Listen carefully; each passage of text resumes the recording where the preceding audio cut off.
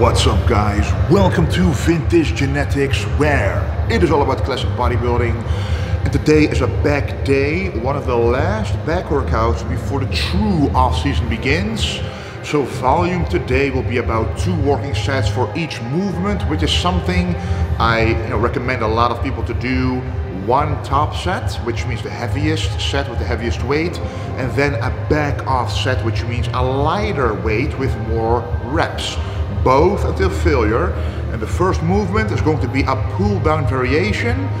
This is going to be with a bench, so it's just a supported, chest supported movement, a unilateral handle. So let's do this.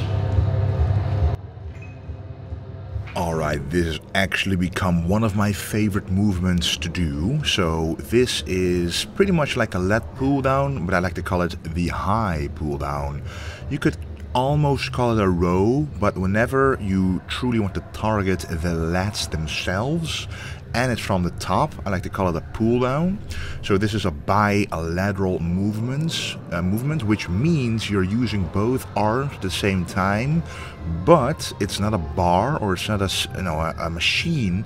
They are 2 separate cables, so both hands do work independently. So even though you're using both arms, you're separately working on both sides of the back, so comparable to a regular lat pull down, it is not, because with a regular lat pull down, the bar itself, the other arm can still assist the arm on the opposite side getting the bar down, but here the one arm has no effect on the other arm at all, so it's great for back balance. And you can see I adjusted the bench in such a way that my chest is being supported when the back is being fully stretched. And yes guys, whenever you're doing a pull down, in my personal opinion, a stretch is one of the most important aspects, because that literally pulls as much force on the muscle as possible, causes the most stimulus, and you can then actually feel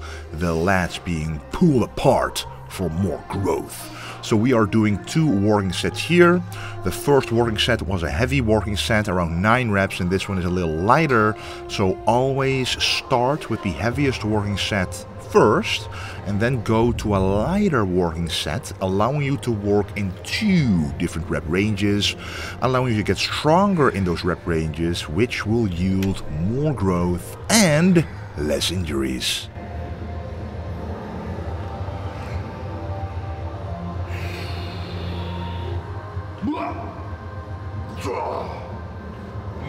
Okay guys, the next one is one of my favorites, the seated row with a medium grip. You can choose for a medium or a wide grip on this attachment. We're going for the medium grip now because in another back rotation I'm choosing the wide grip, and changing the grip changes the angle slightly to which the back muscles are targeted. So right now this medium grip is still wide enough for an optimal shoulder retraction, for optimal back thickness development. Let's warm up first. So, a seated row, you have many different ways that you can attack this movement. So I'm using a medium grip here. And by the way, for everybody always asking me what attachments are these, they are by the brand Tryon. So T-R-Y-O-N. But anyway, these attachments, you can vary them quite a lot on the seated row. And I'm using the medium grip here, and you can actually use a wider grip here as well if you want. But because I have 3 different back workouts or 3 different back routines, I like to do the wide grip seated row on a different day, making it a different exercise altogether, using a different amount of weight as well. So typically on the slightly wider grip, I'm actually a little bit stronger, maybe because the range of motion is shorter just a little bit, because the most difficult part of the range of motion during a row is not the stretched part, it's actually the contraction or squeeze part, and that part is what a lot of people try to skip on or forget, but that is exactly the part what creates the most back thickness. So do not skip those few inches near your stomach area, basically.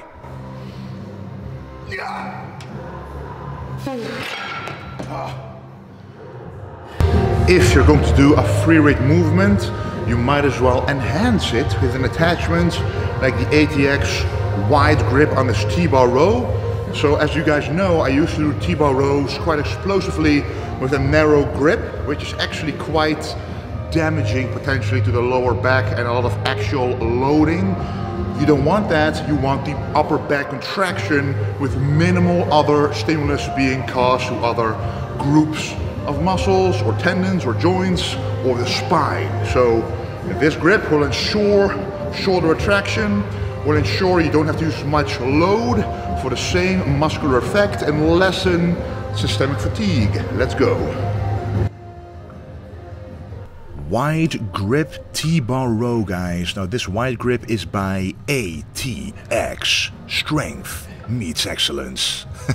And this barbell, also the golden barbell. Right now, if you go to my Instagram, there's a giveaway for this golden barbell. Well, not exactly this one, but a brand new one.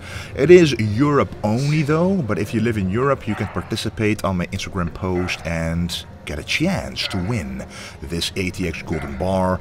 And the plate is also by ATX. And why am I mentioning this? It's because that brand has been made partially for powerlifters, for example. So those barbells, those plates are all calibrated to weigh exactly 20 kilos, 25 kilos, depending of course on the plate or a bar, but you know exactly that all the weights used are very sturdy, high quality, and weigh exactly what they're supposed to weigh. But more importantly, the wide grip here ensures my shoulder blades to be pulled together much more than a small grip. So the contraction here is very strong, and it's the contraction, the squeeze, that will cause the most back thickness to be put on your back.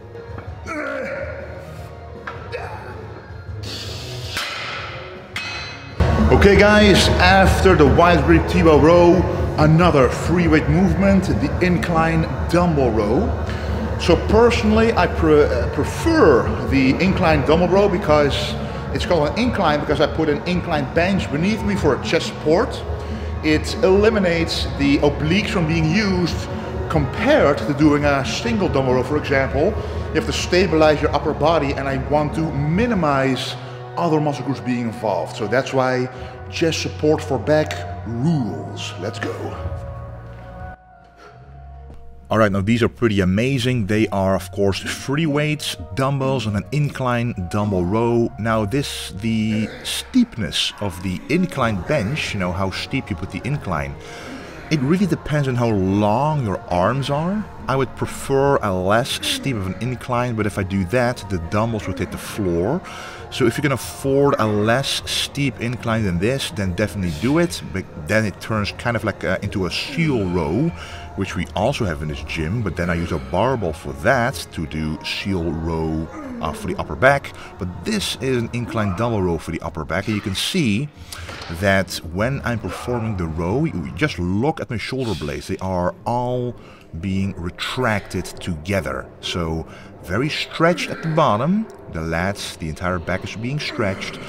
And when I'm going up, I make sure to fully contract the upper back. The moment you cannot do this anymore, then you should simply stop the set or pick a lighter weight just for next time. No, okay, I wasn't able to do a lot of reps that had high quality to create back thickness, so I need to create a set with a lighter weight with at least 8 to 12 reps, as a starter set, for example, and then make sure to get the back thickness on there, because the number one mistake is that people skip on the squeeze and they never create the back thickness they are looking for.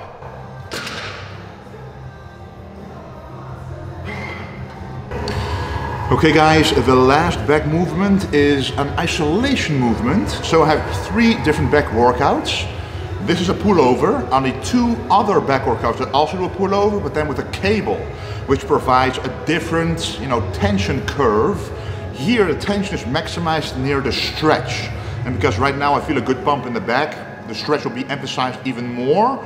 Plus this really works the serratus muscles on the front of the lats, which make the back look that much more impressive in the front double bicep and the front lat spread, for example. But anyway, let's get started. Well, it is time to implement the dumbbell pullover back into my back routine. So honestly, this is not the most scientifically ideal movement to create back thickness or width or anything like that. But in my opinion, the better connection you have with an exercise, this movement really connects well with my serratus muscles, with the lats right under the armpit. I just feel it stretch apart like crazy, which gives me the idea and also the experience that this exercise causes growth exactly in the area where I feel it. And that is exactly what happened, because whenever I do a front double bicep or a front lat spread or any pose that exposes my lats and serratus, they are very visible. I need this in classic physique because I am not blessed with the most narrow waist in the universe, just like Arnold wasn't. But then you have to find out other areas of the body to improve so much that the proportions are still very much there. And I like to have a very dominant physique, so that means a very good V taper, big lats, big shoulders, big chest, big back, pretty much big everything except keeping the waist in check as much as possible. But accentuating the V taper, in my opinion, this is one of the most ideal movements to do so. Yes, you have a cable pullover. Yes, you have other pullover variations, like even the pullover machine.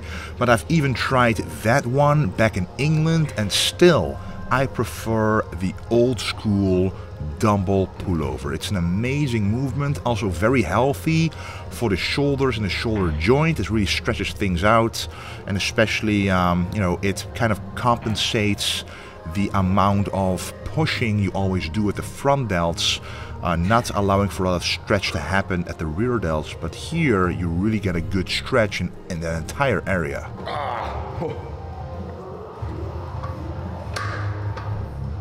Bicep time, guys. One of my favorite movements, the preacher curl.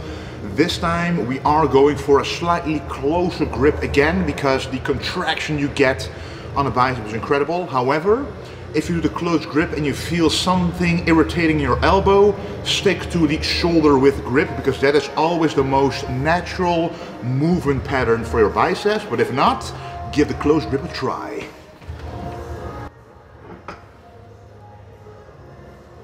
Preacher curls, guys. These curls are of course amazing. Now, the tension or strength profile of the bicep is strongest at the bottom and the weakest at the top.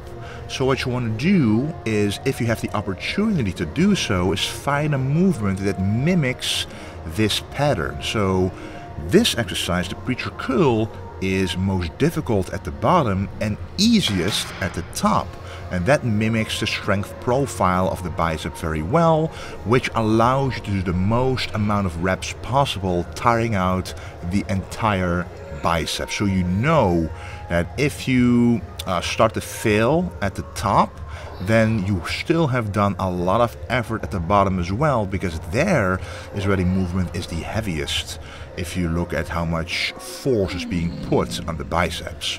So with the preacher curl as well, just do slow range of motion and a complete range of motion, guys, but be aware that you don't want to irritate the distal bicep tendon, which is a tendon that attaches that's in between the forearm and the bicep. Basically, this is a very common injury, and I've had this for I think at least a year, a while ago, and it hindered me in all of my back movements. It hindered me in my posing, and even down to the peak week of some of my contests, I couldn't fully contract the bicep without feeling pain, which is very annoying and very discouraging, basically, because you want to pose pain-free. If you can't even do that, it doesn't really bode well for your performance on stage, basically. So you want to avoid this. So stick to lighter weights, stick to higher volume, stick to movement patterns that feel good on the biceps. If you feel any pain at all, skip the movement and stick to movements you don't feel pain in at all, if you want a long and healthy bodybuilding lifestyle. Alrighty, the last bicep movements, the old school classic one Arnold used to do in pumping iron, the concentration curl. You can do this one standing or seated, so I decided to do it seated this time because then I can get a more proper contraction, and you can also angle your upper arm in such a way that it looks like a preacher curl we just did, which enhances the tension during the stretch as well. So light dumbbell and around 10 to 15 reps, let's go.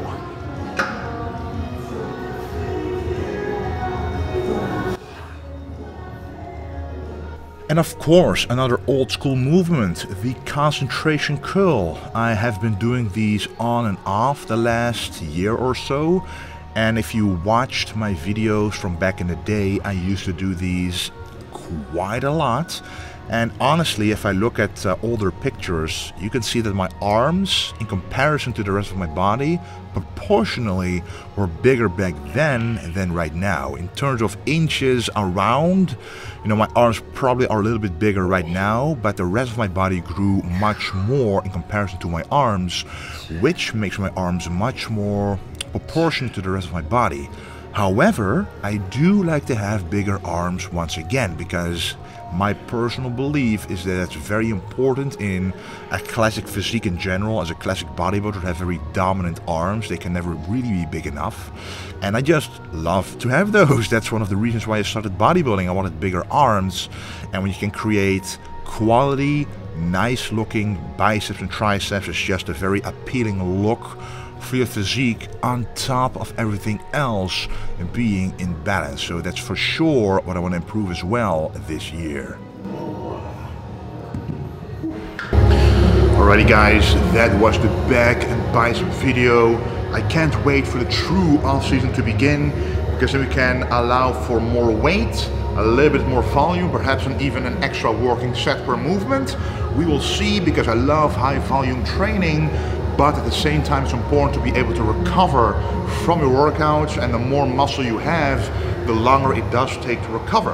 Anyway guys, thank you a whole lot for watching. Don't forget to check out vintagegenetics.com for all this clothing I'm wearing, and don't forget to stay golden.